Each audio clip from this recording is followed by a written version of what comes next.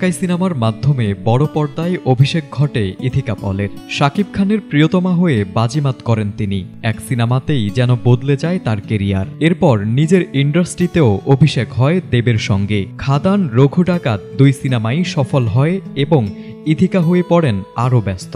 একের পর এক সিনেমার ডাক পাচ্ছেন এই নায়িকা। আবারও এক নতুন সিনেমায় দেবের নায়িকা হচ্ছেন ইথিকা। অনেকদিন ধরেই প্রজাপতি 2 ছবির নায়িকা নিয়ে চলছিল নানা গুঞ্জন। কখনো ঢাকার তাসনিয়া ফারিনের নাম শোনা গেছে, আবার কখনো কলকাতারই কারো। এরপর আসে ঘোষণা, ছবিতে দেবের বিপরীতে দেখা যাবে ছোট পর্দার অভিনেত্রী জ্যোতির্ময়ী কুণ্ডুকে।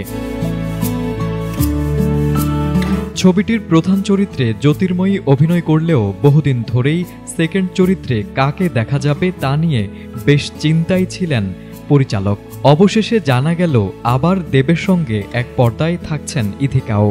এছাড়া অভিজিৎ সেনের পরিচালনায় ছবিটিতে অনির্বাণ চক্রবর্তীকেও দেখা যাবে বলে গুঞ্জন উঠেছে। ইতোমধ্যে লন্ডনে শুরু হয়েছে ছবিটির শুটিং। ঢাকাই সিনেমায় ইথিকা পল সর্বশেষ অভিনয় করেছেন মেহেদী হাসান হৃদয় পরিচালিত বরবাদ ছবিতে, যেখানে তার বিপরীতে ছিলেন ডালিউড সুপারস্টার শাকিব খান।